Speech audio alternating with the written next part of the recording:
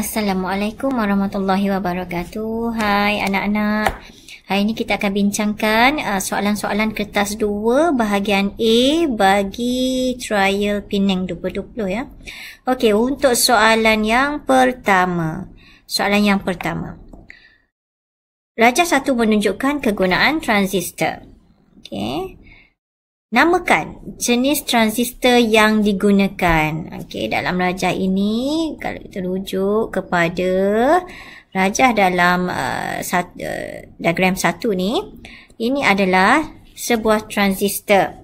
Okey, kita imbas kembali. Transistor ni ada 2 jenis, iaitu satu transistor jenis NPN dan satu lagi transistor jenis PNP. Okey, jadi ini adalah struktur-struktur bagi transistor jenis NPN dan juga PNP.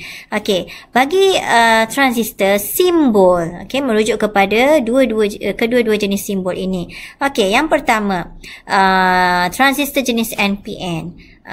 Anak-anak kena ingat bahawa transistor ada 3 kaki, iaitu kaki C, B dan E, kaki pengumpul, kaki tapak dan juga kaki pengeluar. Apabila anak panah merujuk daripada kaki tapak ke kaki pengeluar, ia merujuk kepada transistor jenis NPN. Manakala jika anak panah dalam simbol transistor itu daripada pengeluar ke tapak, okey, seperti dalam rajah yang kedua ni, ia merujuk kepada transistor jenis PNP.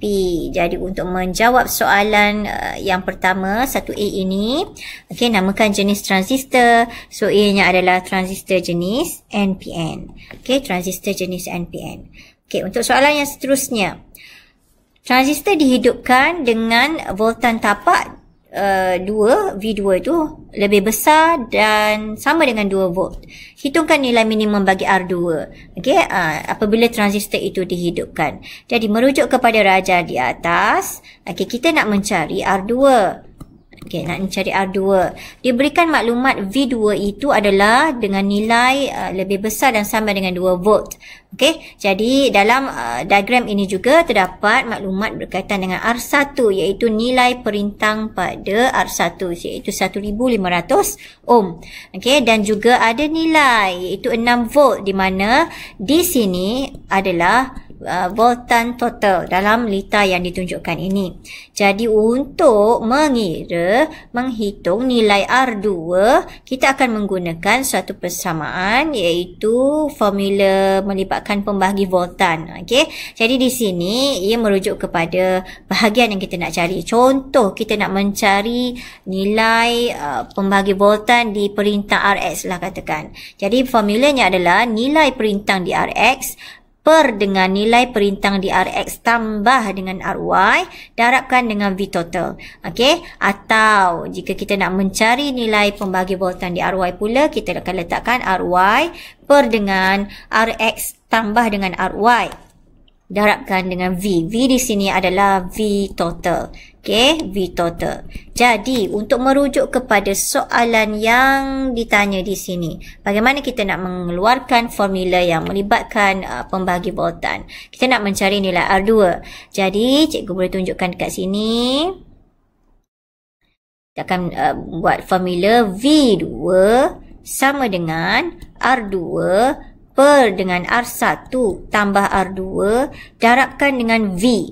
V di sini akan merujuk V total. Jadi kalau kita masukkan nilai, V2 sudah diberi dengan nilai 2 volt. Okey, R2 adalah yang kita nak cari. Okey, R1 dalam soalan tadi, dalam rajah tadi, kita ada nilai 1500 ohm. Tambahkan dengan R2 yang nak cari tadi. Darabkan dengan V total, iaitu V total tadi kita ada nilai 6 volt. Maka R2 dapat dicari dengan menggunakan formula ini. Kita akan dapat jawapan 750 ohm. Okey. Untuk soalan yang seterusnya, nyatakan satu kegunaan transistor selain daripada digunakan sebagai switch automatik. So, antaranya adalah sebagai penguat arus. Okey, boleh bagi jawapan sebagai penguat arus ataupun amplifier. Okey. Soalan yang kedua, kita teruskan dengan perbincangan soalan yang kedua. Rajah 2 menunjukkan sebuah jentolak berjisim 7,000 kilogram sedang bergerak ke atas cerun. Okey. Dan kelajuannya sebelum mendaki landasan diberikan maklumat dengan kelajuan 35 meter per saat. Jadi jentolak ini, kalau menurut gambar rajah yang ditunjukkan ini, ia menaiki ke atas suatu cerun daripada kawasan bawah naik ke tempat yang tinggi. Okey. Jadi, untuk soalan yang pertama, nyatakan perubahan tenaga semasa jentolak itu bergerak ke atas cerun. Okey, untuk permulaan jentolak ini, kelajuannya sebelum mendaki landasan dinyatakan dia sudah bergerak dengan kelajuan 35 meter per saat. Jadi, ia bermula dengan suatu tenaga iaitu tenaga kinetik. Okey, tenaga kinetik. Perubahan tenaga apabila menaiki ataupun berada di tempat yang tinggi, maka perubahan tenaganya adalah daripada tenaga kinetik kepada tenaga keupayaan graviti. Okey, jadi apabila berada di suatu ketinggian, okey, maka tenaga keupayaan graviti akan dipunyai oleh jasad tersebut. Jadi perubahan tenaga di sini adalah melibatkan daripada tenaga kinetik kepada tenaga keupayaan graviti. Baik, untuk soalan yang seterusnya iaitu menghitung tenaga kinetik apabila sebelum jentolak itu bergerak ke atas cerun. Maknanya nak kira tenaga kinetik semasa jentolak itu sedang menaiki ke atas cerun. Jadi kita menggunakan formula, apakah formula tenaga kinetik? Tenaga kinetik bersamaan dengan 1/2 mv kuasa 2. Okey, ini adalah formula untuk tenaga kinetik ya. Okey, 1/2 mv kuasa 2, maka kita masukkan nilai 1/2 m dalam soalan tadi. Nilai jisimnya adalah 7,000 kilogram. Okey, 7,000 kilogram, masukkan nilai dan V-nya adalah 35 meter per saat. Maka dengan memasukkan nilai dalam formula 1/2 mv kuasa 2, maka kita dapat jawapannya adalah bersamaan dengan 4.29 darab 10 kuasa 6. 10 kuasa 6 Joule berserta dengan unit yang betul. Unit untuk tenaga adalah Joule. Okey, soalan yang seterusnya, laju jentolak DR diberikan laju jentolak DR adalah sifar. Hitungkan ketinggian H apabila jentolak itu berada di R. Okey, dimaklumkan bahawa laju jentolak DR ialah sifar apabila berada di R. Di manakah R? R itu adalah berada di puncak. Jadi di sini pengetahuan yang perlu anak-anak tahu adalah melibatkan prinsip keabadian tenaga, di mana tenaga ni tidak boleh dicipta, tidak boleh dimusnah, tetapi boleh berubah daripada satu bentuk kepada bentuk yang lain. Jadi di sini kalau melibatkan prinsip keabadian tenaga, kita boleh samakan tenaga kinetik bersamaan dengan tenaga keupayaan graviti. Jadi 1/2 mv kuasa 2 samakan dengan tenaga keupayaan graviti adalah mgh. Jadi situasi sekarang ia melibatkan jentolak. Bila melibatkan jentolak, jisim di sini kita boleh mansuhkan sebab ia melibatkan jasad yang sama. Jadi kita hanya perlu memasukkan nilai di dalam formula 1/2 darabkan dengan V iaitu 35 kuasa 2 darabkan dengan G iaitu dengan nilai 10 dan H. Maka dengan mengeluarkan memasukkan nilai dalam formula di atas, maka kita dapat mencari nilai H dengan nilai 61.25 meter. Okey.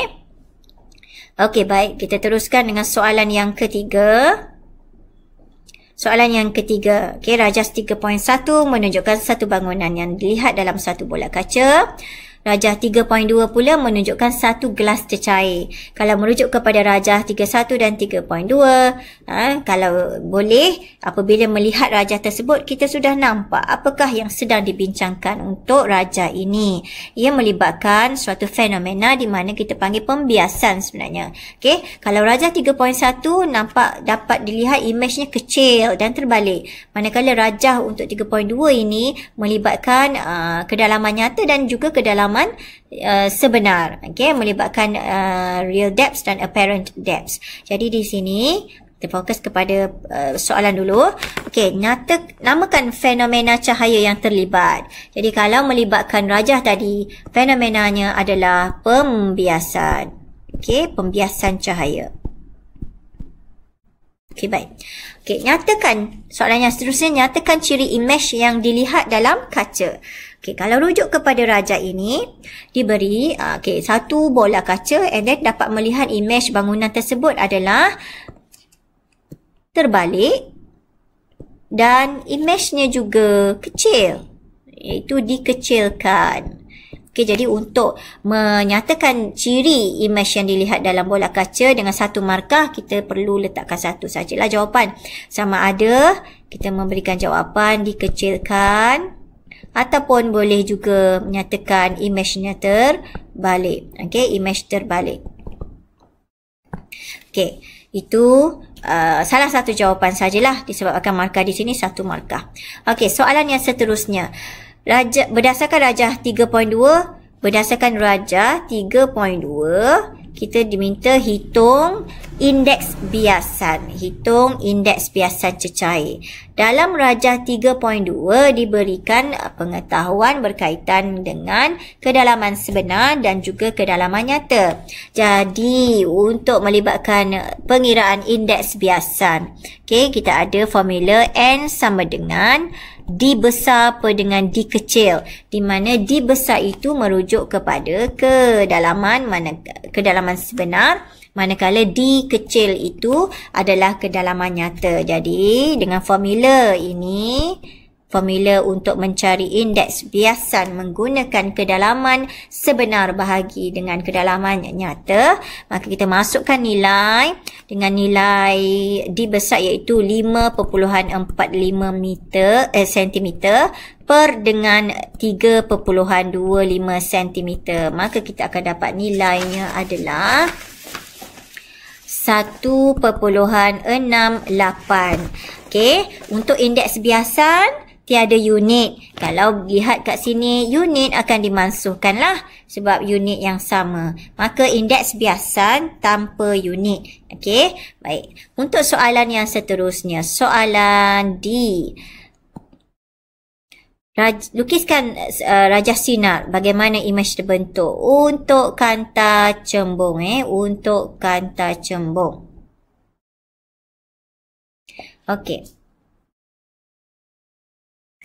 Jadi diberikan dekat sini adalah kanta cembung, maka ini adalah paksi kanta. Jadi sudah diberikan satu ray. Cuma kita perlu lengkapkan rajah tersebut. Ini ada dua markah disediakan kat sini, dua markah, maksudnya dua lagi perkara yang perlu kita laksanakan di sini. Jadi dah ada satu ray daripada kepala objek lalu kepada C. Maka kita akan melaksanakan satu lagi ray, iaitu daripada kepala objek ke paksi kanta. And then dia akan melalui F. Dia akan melalui F. Maka ini adalah ray yang kedua. Kalau ini ray yang pertama yang sudah dilukiskan kepada anak-anak, maka ini adalah ray yang kedua yang perlu kita laksanakan. Sebab markah dua markah, maknanya kita perlu lengkapkan lagi dua perkara. Selepas itu, apa yang awak boleh lihat kat sini? Apa yang boleh kita lihat dekat sini ialah titik persilangan. Terdapatnya titik persilangan di sini. Jadi, dekat titik persilangan ini akan terdapatnya imej. Maka Cikgu akan lakarkan imejnya.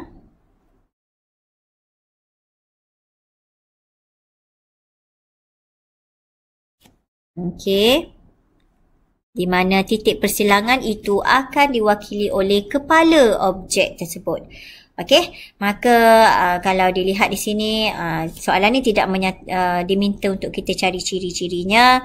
Jadi di sini ciri-ciri imej yang boleh kita nyatakan dekat sini, imej itu dikecilkan, songsang dan ianya adalah nyata. Okey. Dikecilkan, songsang dan nyata. Okey, yang seterusnya. Kita bincangkan soalan yang keempat. Okey, rajah menunjukkan satu alat yang digunakan untuk mengukur tekanan gas yang terperangkap dalam sebuah bekas. Diberikan tekanan atmosferanya 75 cm merkuri. Jadi, soalan namakan alat itu. Rajah ini merujuk kepada satu alat yang dipanggil sebagai manometer. Okey, manometer adalah alat untuk mengukur tekanan gas. Okey, manometer adalah alat untuk mengukur tekanan gas. Okey, yang seterusnya, nyatakan satu sebab. Soalan, nyatakan satu sebab kenapa merkuri digunakan dalam alat tersebut, dalam manometer. Okey, merkuri ni disebabkan oleh ketumpatannya adalah tinggi, ketumpatannya adalah tinggi. Okey, baik. Sekarang, soalan melibatkan pengiraan. Okey, iaitu hitungkan tekanan gas yang terperangkap. Jadi sebelum kita teruskan kepada bagaimana nak menghitung tekanan gas yang terperangkap. Okey, baik. Rujuk sedikit nota di sini. Kita ada 3 keadaan sebenarnya. Okey, untuk rajah yang pertama ni, apabila pili itu disambungkan kepada gas, akan berlaku kenaikan H di sebelah sini. Okey, maka dengan keadaan ini merujuk kepada di mana tekanan gas tersebut adalah tinggi. Maka kita boleh menggunakan formula iaitu P atmosfera kita tambah dengan ketinggian pada bahagian sini. Okey, ini adalah untuk rajah yang pertama. Untuk rajah yang kedua, jika pili disambungkan ke gas, tetapi kenaikan H itu berlaku di sebelah sini. Ini merujuk kepada tekanan atmosfera itu sebenarnya lebih tinggi daripada tekanan gas. Okey, jadi kita akan menggunakan formula P gas di mana P atmosfera mesti tolakkan dengan ketinggian H di sebelah yang cikgu tunjukkan ni. Okay, dan situasi yang ketiga pula di mana arasnya sama apabila disambungkan kepada pili, aras kenaikan merkuri itu sama. Maka ini merujuk kepada di mana tekanan gas adalah sama dengan tekanan atmosfera. Jadi kita rujuk kepada soalan tadi. Hitungkan tekanan gas yang terperangkap. Jadi kalau kita rujuk di sini untuk gambar rajah manometer rajah 4.1 tadi, boleh disambungkan kepada gas, berlaku kenaikan. Okey, kenaikan di sebelah sini. Ini merujuk kepada di mana tekanan atmosfera di sini adalah lebih tinggi. Okey, jadi untuk menghitung berapakah tekanan gas yang terperangkap, kita boleh menggunakan formula iaitu P gas sama dengan P ATM tolak dengan ketinggian yang ada tadi tu H di sini kita boleh sukat di mana H adalah 18 cm tolak dengan 8 cm, maka H adalah 10 cm. Di sini maknanya kita dapat nilai H dengan 10 cm.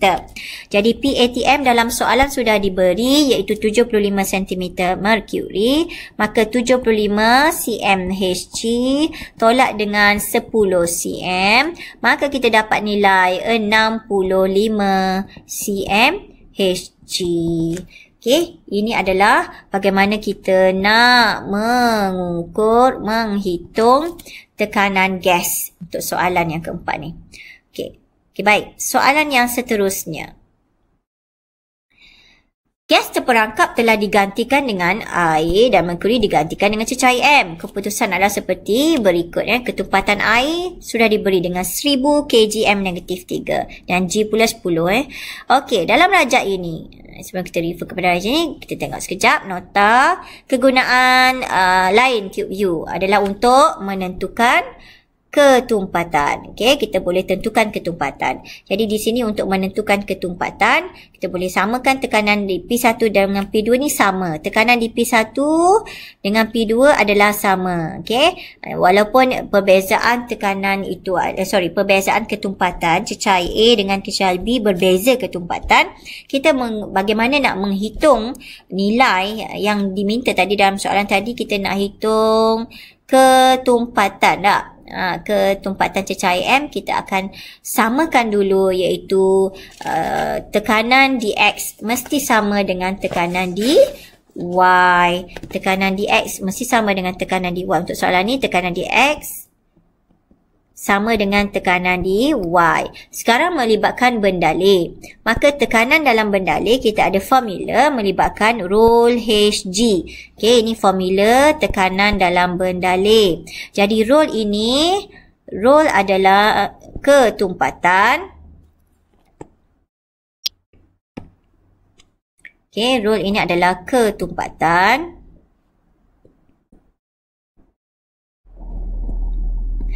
H adalah kedalaman ataupun ketinggian. G adalah G dengan nilai 10 lah. Okey. Maka kita masukkan nilai dalam formula ini, iaitu P sama dengan rho Hg bagi X sama dengan rho Hg bagi Y. Okey, rho untuk X sudah diberikan dengan nilai 1000. X dulu air 1000. H pula dengan ketinggian H yang ada, iaitu 18 cm. Tetapi kita perlu tukar kepada meter. Disebabkan ketumpatan menggunakan unit kgm-3, maka pastikan unit perlu ditukar kepada meter. Jadi H-nya adalah 0.18. Okey, darabkan dengan 10 kg. Samakan dengan ketumpatan M yang kita nak cari. Darabkan dengan H. Di sini pula adalah melibatkan 20 tolak dengan 18. Okey, 20 tolak dengan 18. Maka kita dapat 2 cm. Maka 2 cm itu tukarkan kepada 0.2 meter. Tukarkan kepada 0.2 meter. Jadi di sini kita letakkan 0.2. Darabkan dengan 10. Maka kita dapatlah menghitung nilai rho bagi Y, itu nilai ketumpatan M yang nak dicari. Ketumpatan M dengan nilai 900 kgm-3. Okey. Jadi ini adalah untuk soalan yang keempat. Okay, kita teruskan dengan perbincangan soalan yang kelima. Soalan yang kelima, diberikan rajah 5.1, Aminah lompat dari kursi ke atas lantai tanpa cushion. Okay, 5.1 lompat tanpa cushion. 5.2 lompat ada cushion di bawahnya. Okay, takrifkan daya impuls. Okay, daya impuls ini adalah melibatkan takrifan kadar perubahan momentum.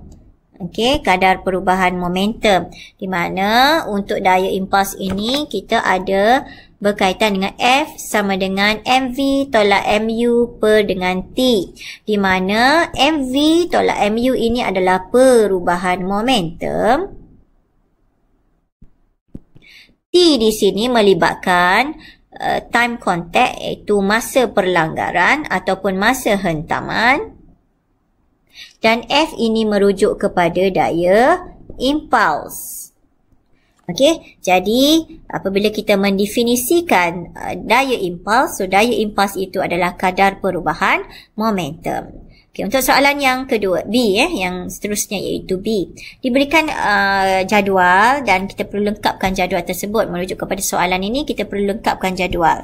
Okey, sudah diberikan nilai. Okey, untuk rajah 51 sudah ada nilai untuk rajah 5.1 di mana hal laju Aisyah sebelum tu adalah 20 hal laju sama tapi masa hentaman dia 0.03 saat dan dia mendapat hasil daya impas dengan 20,000 Newton.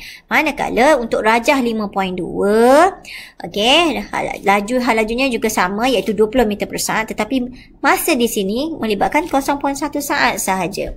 Okey, jadi di sini 0.03 saat masa yang singkat. Ini 0.1 saat masa yang lebih lama. Okey, berbanding dengan 0.03 saat. Jadi kita perlu menghitung berapakah daya impuls. Jadi untuk menghitung daya impuls, jadi cikgu dah bagikan penerangan berkaitan dengan formula iaitu formula daya impuls. Jadi kita akan menggunakan ini adalah formula daya impuls tadi. Iaitu F sama dengan MV tolak MU per dengan T. Jadi kita boleh menggunakan formula tersebut. Okey, F sama dengan MV tolak MU per dengan T. Maka M 30. Okey, Aisyah 30 kg tadi. Darabkan dengan 20. Tolakkan dengan sifar. Okey, sebab dia bermula daripada melompat dalam keadaan pegun per dengan 0.1 saat tadi. Jadi kita akan dapat nilai di sini dengan nilai 6,000 Newton. Jadi di sini adalah 6,000 Newton Nilainya adalah 6,000 Newton. Okey, baik. Seterusnya, soalan yang seterusnya.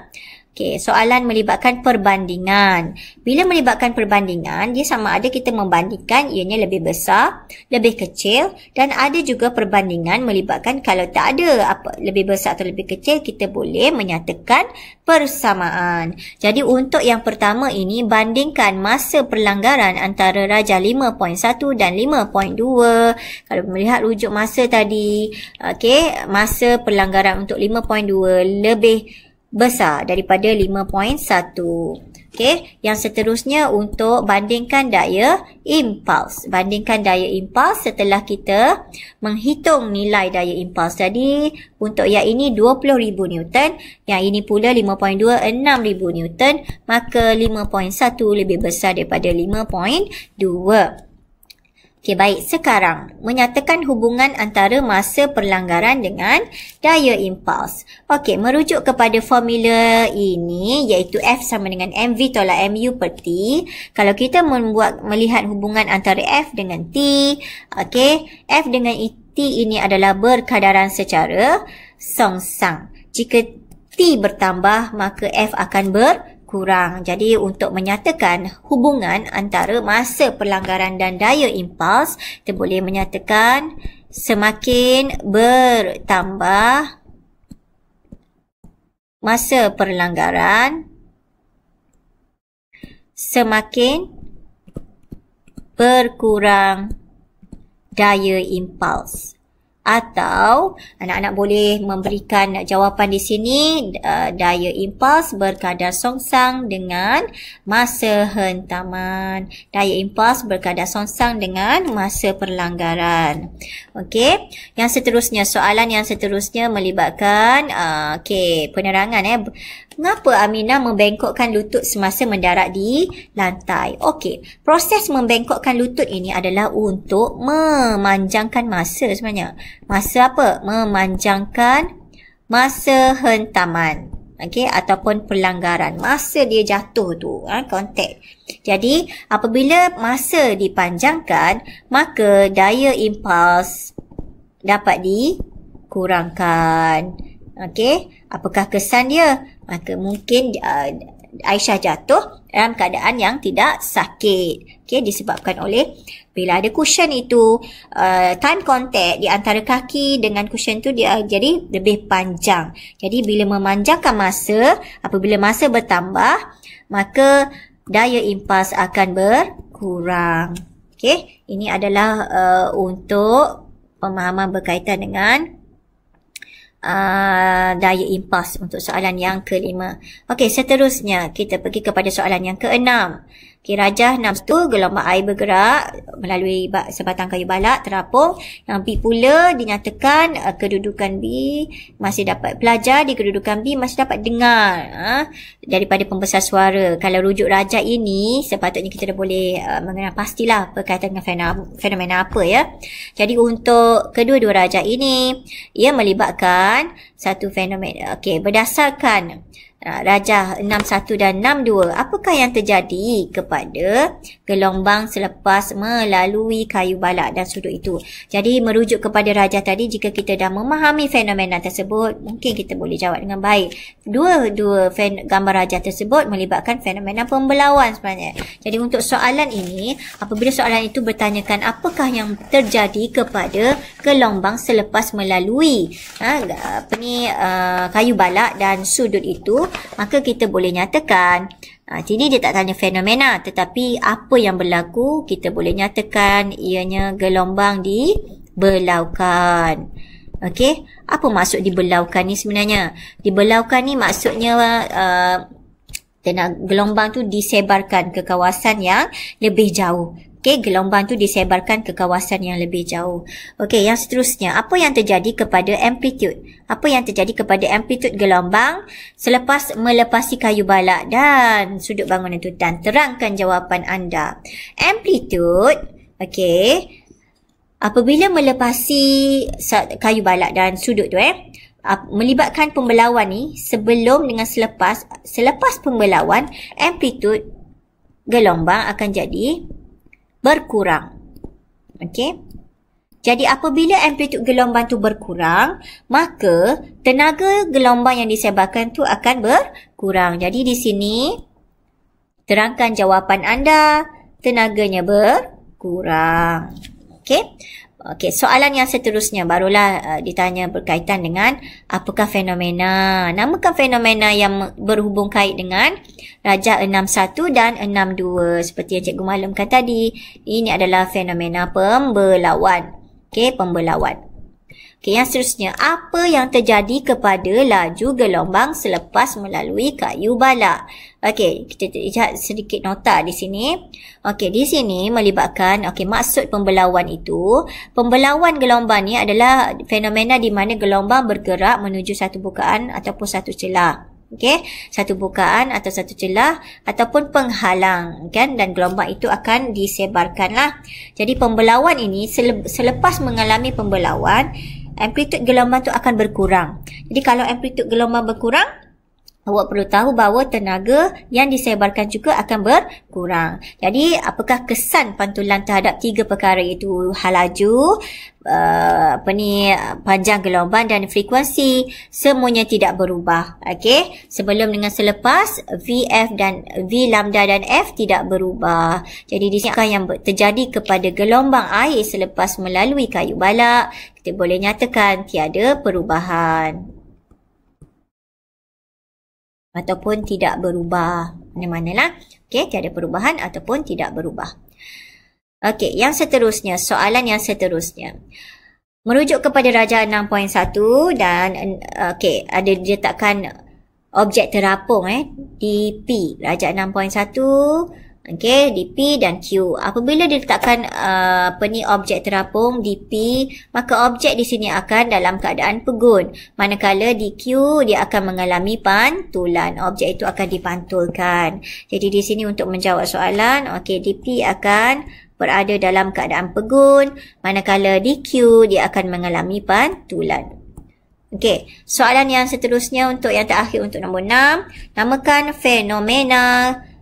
fenomena gelombang yang berlaku pada 6.1, fenomena yang selain daripada pembelauan, iaitu fenomena pantulan. Okey. Okey, baik. Kita teruskan dengan soalan yang ketujuh. Soalan 7. Rajah menunjukkan satu beban berjisim. Okey, berjisim. Diberikan jisim beban tersebut dengan nilai 1 kg, 1 kg. Digantung pada spring M. Okey, baik. Jadi di sini, soalan yang ketujuh. Nyatakan hukum Hooke. Okey, nyatakan hukum Hooke. Okey, nyatakan hukum Hooke. So, hukum Hooke ini, hukum Hooke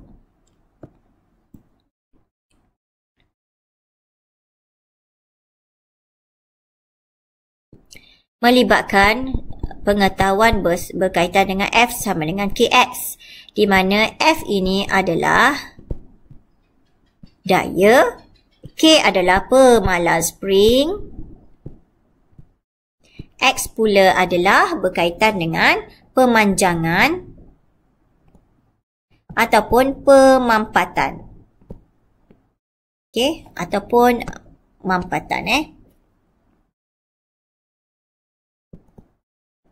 Okey, jadi bagaimana kita nak menyatakan apakah itu hukum Hooke? Hukum Hooke adalah daya yang dikenakan berkadar langsung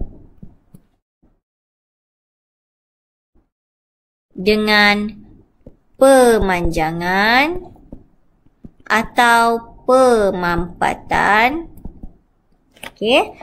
spring pemanjangan ataupun pemampatan spring sekiranya tidak melebihi had kenyal. Sekiranya tidak melebihi had kenyal. Jadi untuk soalan yang seterusnya iaitu berkaitan dengan mencari stiffness, iaitu kekerasan spring Untuk soalan yang seterusnya, soalan yang ketujuh ini. Okey, sebelum soalan yang ketujuh, kita perlu menghitung pemalar spring. Nak hitung pemalar spring bagi M. Diberikan pemanjangannya adalah 4 cm. Jadi kita ada formula tadi, iaitu formula untuk F sama dengan Kx. Okey, maka pemanjangan sudah diberi dengan 4 cm. Okey, 4 cm. Jadi, jika kita menggunakan unit sentimeter, pastikan unit akhir untuk K berkaitan dengan unit yang betul lah untuk pemanjangan spring. Okey, contoh di sini. Secara umum kita nak mencari pemalar spring. Kita nak cari K. So, K sama dengan F per X. Okey, paling mudah. F ini dalam Newton dan X ini dalam meter. Okey, dalam meter, dalam sentimeter pun boleh, tetapi pastikan unit akhir adalah sesuai dengan maklumat yang kita guna. Contoh untuk yang pertama ni kalau cikgu gunakan nilai F tadi, F dalam soalan diberikan beban 1 kg, maka M tukar kepada Newton, kita dapat 10 Newton. Maka kita masukkan nilai 10. Okey, F sama dengan Kx. Okey, K sama dengan F per X. Maka 10 per dengan, kalau cikgu gunakan X dalam meter, maka cikgu perlu tukarkan 4 cm kepada meter. Jadi, perlu tukar kepada 0.04. Maka cikgu akan dapat jawapan 250 Newton meter negatif 1. Okey, jika kita membuat penukaran unit, pastikan unit akhir itu sesuai dengan unit yang kita guna tadi itulah. Okey, tetapi jika ada pelajar tidak menukar K sama dengan F per X, di mana F tadi dengan nilai 10. 10 Newton. Bahagikan dengan 4 cm. Maka perlu ingat bahawa 10 dibahagikan dengan 4, kita akan dapat 2.5. Tetapi pastikan unitnya adalah NCM negatif 1. Okey. Jadi unit pastikan betul dengan penggunaan penukaran unit untuk X tadi Okey, yang seterusnya. Soalan B. Modifikasi ringkas. Cadangkan satu pengebuasuaian yang boleh dilakukan untuk aspek berikut supaya spring dapat menampung beban yang lebih berat. Okey, jadi dia nak buat supaya kita boleh menampung beban yang lebih berat. Jadi untuk kekerasan, kita pilih kekerasan yang tinggi. Kenapa kekerasan yang tinggi? Okey, kekerasan yang tinggi ni mampu mengatasi daya yang besar. Okey, boleh atasi daya yang besar. Ataupun anak-anak boleh berikan jawapan kalau K tinggi, maka kita boleh menyatakan pemalar spring juga akan tinggi. Okey, baik. Yang seterusnya berkaitan dengan ketebalan. Untuk menampung beban yang besar, ketebalan mesti tebal, bertambah. Okey, lebih tebal. Okey, sorry. Ketebalan lebih tebal. Tak boleh ketebalan tebal, salah ya. Kalau soalan bertanyakan berkaitan dengan ketebalan dawai, kita tak boleh bagi jawapan secara semata-mata tebal. Okay, kita perlu modify sama ada ia lebih tebal ataupun kurang tebal. Okay, jadi kalau di sini kita guna lebih tebal, so reason dia juga lebih kurang sama seperti di atas, boleh atasi daya yang besar. Okay, boleh atasi daya yang besar dan juga pemalar spring yang tinggi. Okay, yang seterusnya jenis bahan. Okay, untuk menampung beban yang besar. Jenis bahan mungkin kita boleh kata menggunakan besi sebab ia adalah kuat. Okay, juga kalau menggunakan reason yang sama iaitu atasi daya yang tinggi, daya yang besar juga boleh diterima. Okay, yang seterusnya. Soalan yang terakhir untuk soalan nombor 7. Okey, lukiskan susunan spring. Okey, supaya dapat menggantung beban lebih berat tanpa putuskan spring tersebut. Jadi bagi memastikan spring itu tidak putus, okey, susunan yang paling berkesan untuk menampung beban yang besar ini, kita perlulah menyusun dalam keadaan selari. Okey, ini adalah susunan yang betul lah. Susunan yang dapat menggantung yang beban tu supaya spring tu tak putus. Okey, kalau kita gantung secara sesiri, okey, bila beban tu bertambah, maka pemanjang X akan bertambah. So, kebarangkalian spring boleh putus. Okey, yang seterusnya. Okey, baik. Untuk soalan yang ke-8. Okey, rajah menunjukkan satu elektromagnet. Rajah menunjukkan satu elektromagnet. Okey, diberikan soalan yang pertama, namakan petua yang digunakan untuk menentukan arus dalam solenoid. Jadi untuk menentukan arus dalam solenoid, kita akan menggunakan satu petua yang kita panggil sebagai petua genggaman tangan kanan. Okey, petua genggaman tangan kanan. Kalau merujuk nota di sini, ini adalah petua genggaman tangan kanan di mana 4 jari akan mewakili arah arus dan ibu jari pula akan diwakili oleh arah medan di bahagian tengah. Okey, jadi dalam masa sama ibu jari boleh ditentukan berkaitan dengan utara dan juga selatan. Jadi untuk menjawab soalan yang pertama di sini, kita akan gunakan petua genggaman tangan kanan. Okey, yang seterusnya, apabila Swiss dihidupkan, kita perlu tunjukkan kekutuban. Okey, rujuk rajah ini. Okey, ini adalah terminal positif, ini negatif. So, arus mengalir daripada positif ke negatif. Jadi, untuk di hadapan yang hadap kita kat sekarang ni, mengikut lilitan solenoid ini, jadi di sebelah sini kita akan nampak anak panahnya seperti inilah. Jadi, bila menggunakan petua genggaman tangan kanan, maka jika kita tahu anak panah itu adalah ke kiri, kalau ikut rajah ni ke kiri, maka kita akan menggenggam seperti ini. Okey, kita akan menggenggam seperti ini. Merujuk kepada anak panah ini ya. Maka ini akan jadi utara, ini akan jadi selatan. Jadi merujuk kepada soalan yang ditanya tadi, kekutuban yang hampir dengan X ini. Okey, kekutuban untuk teras besi lembut X itu, maka kita akan dapat ia akan bertindak sebagai kutub selatan. Okey, yang soalan seterusnya, jika terminal bateri diterbalikkan, kekutuban magnet X. Apakah kekutuban magnet X? Okey, jika dalam keadaan yang tadi kita akan genggam seperti ini, maka ini adalah daripada positif ke negatif tadi dalam keadaan kita seperti ini. Tetapi jika terminal tu diterbalikkan, positif berada di sini, negatif akan berada di sini, maka kita akan menggenggam dalam keadaan seperti inilah. Jadi X akan bertindak sebagai kutub utara pula. Okey, jadi jawapan untuk apabila terminal D terbalikkan, maka ia akan bertindak sebagai kutub utara.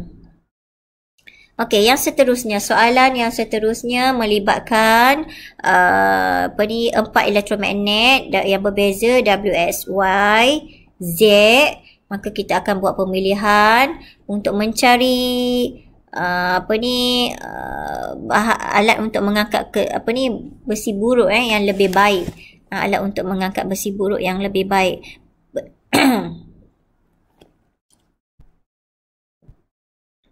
Okey, berdasarkan pilihan yang diberi tadi itulah. Okey, iaitu kita ada W, X, Y dan Z. Jadi di sini kita akan buat pemilihan. Okey, kita ada W, X, Y dan Z Kita ada pilihan jenis teras, besi lembut, keluli, aluminium dan besi lembut.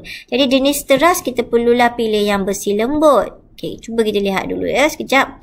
Lepas tu, kenapa teras besi lembut? Reason dia perlu tahu terus, iaitu untuk ianya mudah dimagnet dan dinyamagnetkan. Okey, dari segi kekutuban, kita akan pilih kutub yang berlainan. Ianya lebih baik. Ini adalah kutub yang sama, maka kita tak nak kutub yang sama. Kita nak pilih kutub yang berlainan. Jadi kutub berlainan kita ada yang ini dan ini. Maka yang ini tak ada pasangan, so kita abaikan. Okey, kenapa perlu mempunyai kutub yang berlainan? Supaya dapat meningkatkan kekuatan medan magnet. Dari segi bilangan lilitan pula, untuk mengangkat besi buruk dengan keadaan banyak ni, kita perlukan bilangan lilitan yang banyak. Okey, kalau ikutkan ini tak ada pilihan. Okey, jadi kita akan rujuk pilihan yang terbaik kita adalah Z. Dimasukkan dalam penyelesaian masalah, kita akan pilih besi lembut. Kenapa besi lembut? Mudah dimagnet dan dinyamagnetkan. Okey, dari segi kutub magnet pula, kita akan pilih berlainan kutub. Okey, kutub berlainan. Okey, boleh tingkatkan kekuatan medan magnet. Dari segi bilangan lilitan pula, kita pilih bilangan lilitan yang banyak. Okey, reason dia juga boleh sama, iaitu tingkatkan kekuatan medan magnet. Okey, jadi berdasarkan jawapan tadi, pilihan elektromagnet yang sesuai, saya pilih Z. Okey, yang terakhir kita nak menghitung kuasa output yang dihasilkan oleh elektromagnet. Okey, jadi dengan maklumat yang ada, dengan maklumat dalam soalan ni ada jisim 1800 kg, ada ketinggian 8.0 meter dalam masa 4.5 saat. Jadi kita akan menggunakan satu formula yang melibatkan bagaimana kita nak mencari kuasa output, iaitu P sama dengan E per T. E ini melibatkan, bila mengangkat beban ke suatu ketinggian, maka ia melibatkan tenaga keupayaan graviti, melibatkan kerja pada suatu ketinggian. Jadi bila ada ketinggian, melibatkan tenaga apa yang tersimpan di sini? Tenaga keupayaan graviti. Jadi kita ada mgh per dengan T, maka masukkan nilai 1800 darab dengan G10 darab dengan 8.0 per dengan 4.5 saat. Maka kita akan dapat jawapan akhirnya adalah bersamaan dengan 32,000 watt. Okey. Okey, baik. Sampai di sini saja perbincangan kita untuk kertas 2 bahagian A trial Penang 2020.